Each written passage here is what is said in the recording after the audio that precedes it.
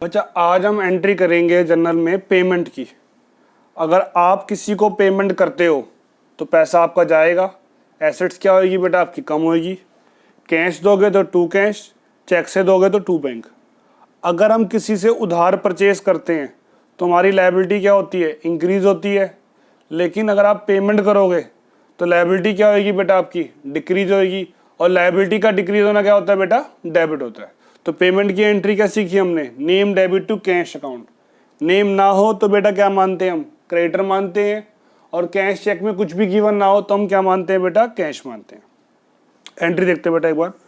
Paid to Mohan 1000 in cash, हमने payment करी है बेटा मोहन को, तो लायबिलिटी कम हो रही है हमारी। तो Mohan debit to cash account, liability का कम होना डेबिट, एसेट्स का कम होना क्रेडिट। आगे देखिए बच्चा। Paid to Sohan by cheque, अगर आप सोहन को पेमेंट करोगे तो लायबिलिटी कम हो रही है डेबिट। और पेमेंट किससे कर रहे हो बेटा आप, चेक से, तो टू बैंक अकाउंट। तो इसकी एंट्री क्या हो जाएगी बेटा, Sohan debit to bank account. अब बोल रहा है बेटा पेड टू राम, तो राम डेबिट। अब मुझे बेटा ये गिवन नहीं है ना कि पेमेंट किस में हुई है, कैश में हुई है या चेक में हुई है, तो हम क्या मानते हैं बेटा, कैश मानते हैं। तो एंट्री क्या हो जाएगी, Ram debit to cash account, Ram debit to cash account. आगे देखिए बच्चा, पेड 1 लाख, पेमेंट तो हुई है, पैसा तो गया है कैश अकाउंट। अब नेम गिवन नहीं है, तो नेम गिवन ना हो तो पेमेंट में हम क्या मानते हैं बेटा, क्रेडिटर मानते हैं। परचेज और पेमेंट में हम सहारा लेते हैं बेटा क्रेडिटर का अगर नेम गिवन ना हो। सेल में और रिसिप्ट में अगर नेम गिवन नहीं है तो हम डेटर का सहारा लेते हैं बेटा। आगे देखिए बच्चा, थोड़ा सा और पार्ट देखिए। अब आपको करवाऊंगा एंट्री डिस्काउंट वाली में। पेमेंट विद डिस्काउंट, एंट्री तो सेम रहेगी हमारी यहाँ तक। तो पेमेंट की एंट्री क्या होती है, name debit to cash account. अब आपको अगर पेमेंट करने पर डिस्काउंट मिल रहा है तो आपके लिए क्या है बेटा, वो इनकम है। और इनकम क्या होती है बच्चा, क्रेडिट होती है। तो पेमेंट विद डिस्काउंट की एंट्री क्या हो गई, name debit to cash account to discount received account. बेटा यहाँ पर अमाउंट आएगा देने वाला, यहाँ पर आएगा दिए, और डिस्काउंट क्या होता है, देने माइनस दिए। आपने किसी की फीस देनी 10,000 रुपये, आपने दिए 9500, 10,000 बेटा यहाँ आएगा, 9,500 यहाँ आएगा, और 500 फिर डिस्काउंट में आ जाएगा। जहाँ जहाँ कैश बैंक वहाँ वहाँ डिस्काउंट। डिस्काउंट कहता है कैश बैंक से, तू जहाँ जहाँ रहेगा मेरा साया साथ होगा।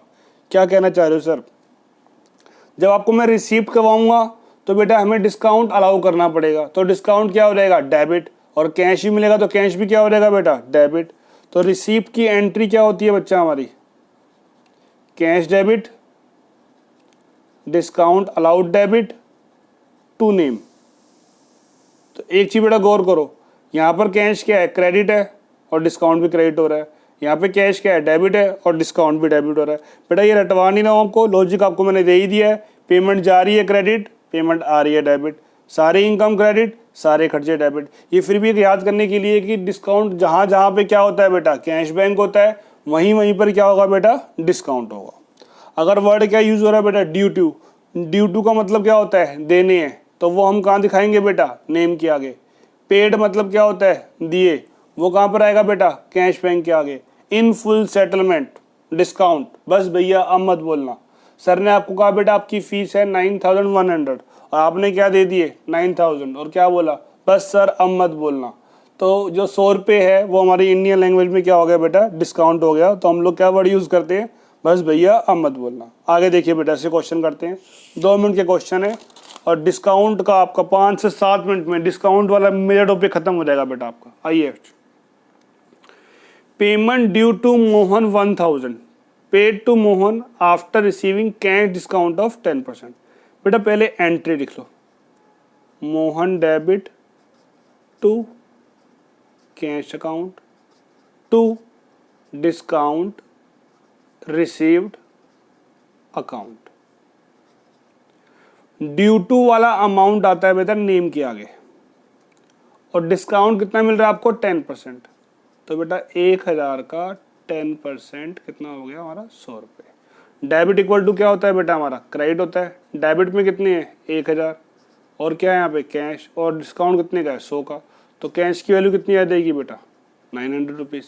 तो यहाँ कितने आ जाएंगे हमारे 900। एक और देखिए बेटा, paid to Ram, Ram debit to cash account to discount received account. बेटा पेड टू राम, राम को हमने कितने पेड किए हैं 850।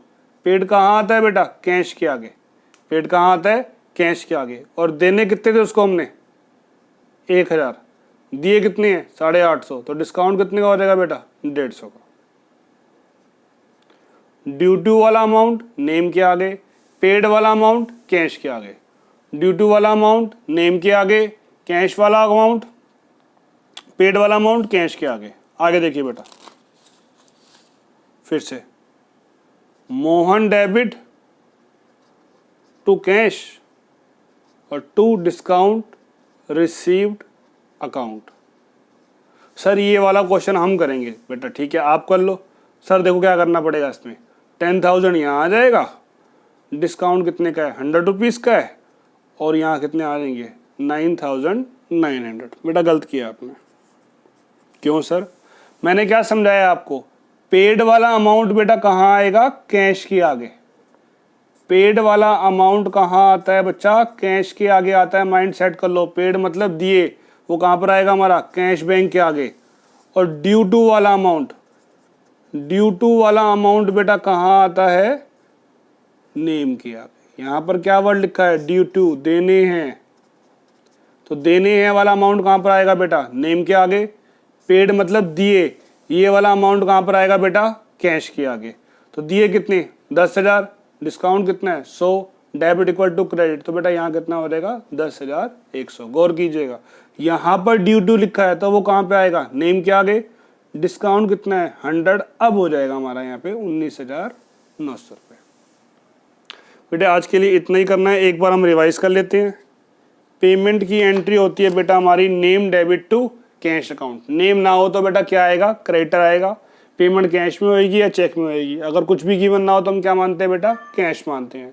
अगर पेमेंट विद डिस्काउंट है तो एंट्री क्या हो जाएगी बेटा name debit to cash account to discount received account. बेटा आज के लिए इतना काफ़ी है, नेक्स्ट क्लास में हम लोग करेंगे रिसिप्ट विद डिस्काउंट। ओके बेटा, थैंक यू।